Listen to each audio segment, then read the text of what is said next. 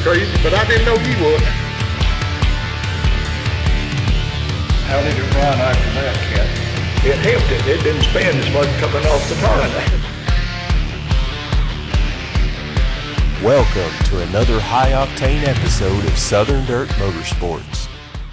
We now have the honor and pleasure of having the great Phantom, Mr. Chigger Parker, that drove the 309 car. The 309 was also a Hudson powered car. Chigger was one of the great drivers back in the day too. He was an inspiration to a lot of us, and he too, when he was racing, between him and Charles Hullock, they cleaned most of Morrison out to come to the racetrack. So they made the old racetrack a lot of money along with doing pretty good yourself. So I've got to ask, Chigger, how did you get started in racing? Well, I guess it's hanging around with Zach Turner and here at the garage and all this is our inspiration to decide to try racing.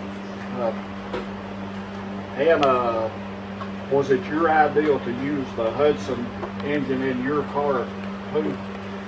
That was, yeah, of course, Ike was a big influence on that, and we see how good they were doing, and so we used the same engine.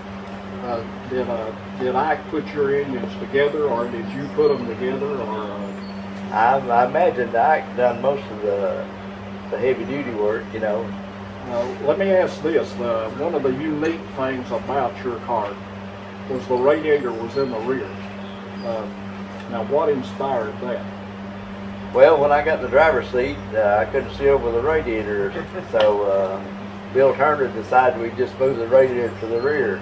So that was very, very unique, caused a lot of conversation. But I had heard that might have had something to do with it. But like a lot of the stories you hear about this, I wasn't real sure that that was the reason behind it. And where did you do your first race, Chigger? McMillan Speedway. The old VFW yes. track out there. I know that's where I first saw you at. Do you know how you did that first race? Probably poorly, but I don't remember.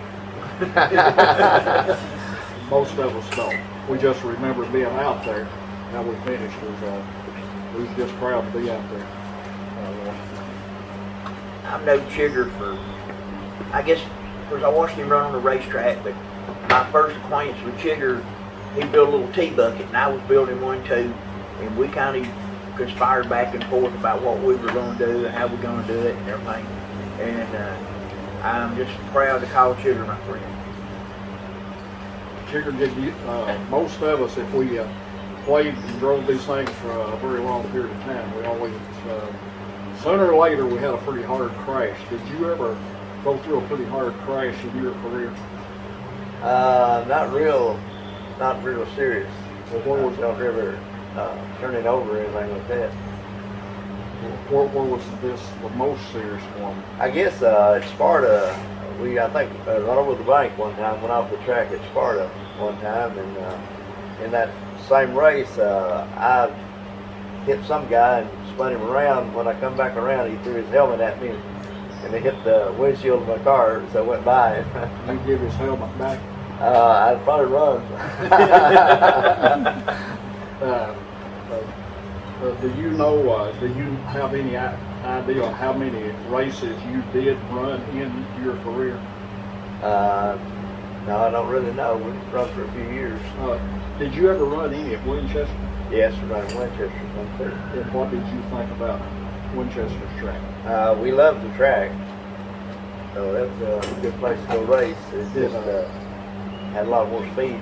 Did you have the good fortune of ever winning at Winchester? Not that I can remember. No, I don't think so. There was some pretty hot competition at Winchester. Very That's hot. where the real hot dogs of the era wound up at. Let me ask you this, 309. Why, I know the reason on the 308, but why the number 309 on your car?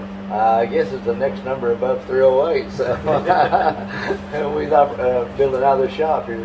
Well, we sort of gave you the nickname of the Phantom, and a lot of us still remember that and know you as that, and I think there was a song or something to that extent. But to us, you were Chigger. You weren't Chigger Parker. You were the Phantom. So you fulfilled that real well. Was the first car a Model A sedan?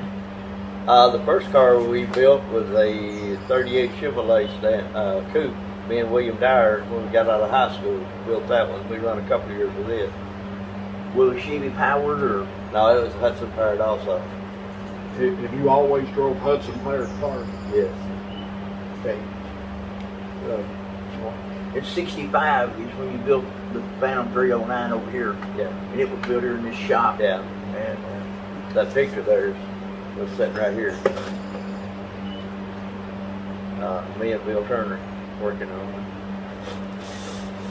it. Did when the car was originally built, what kind of frame did you guys use under it at the time? Best I remember, we like a 49 or 50 Ford. We took the side rails and built the chassis up from that. Those were a good, strong foundation to start with. well, they were boxed. Yeah.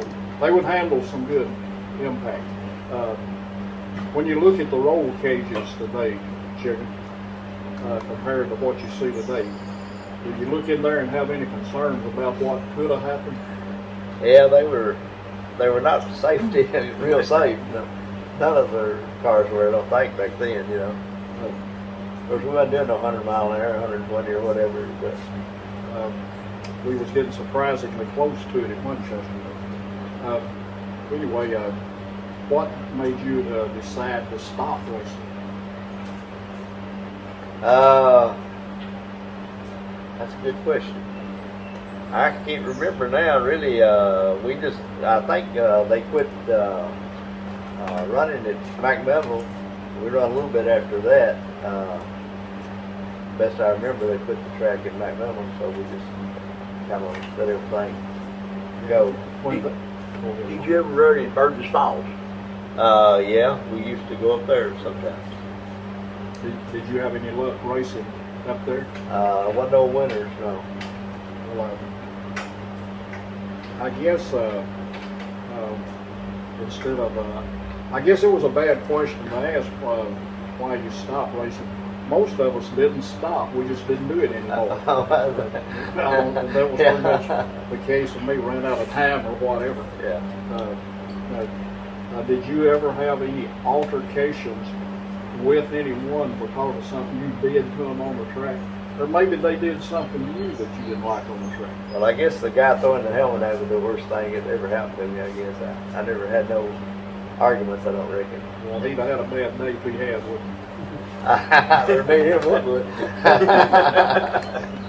Anyway, Boy, you got anything? Did y'all always run a quick change? When we first started out, we didn't have a quick change, but we Run the old split housing forward like everybody else? Yeah. And at the beginning. quick changes were kindly high dollar items.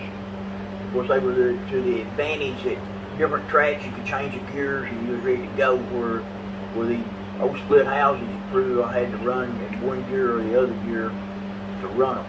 And what about safety equipment? Did you run safety hubs when you first started? Were you still run the old regular 1 inch wide brakes? Yeah, we just whatever we could find.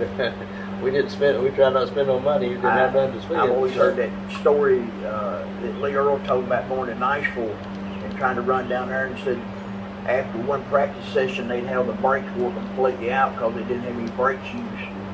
And but you know, with the wider drums and all, you really had better stopping power and all. Chigger, let me ask you about this. This is concerns another story I heard that may or may not be true. I think it's true though.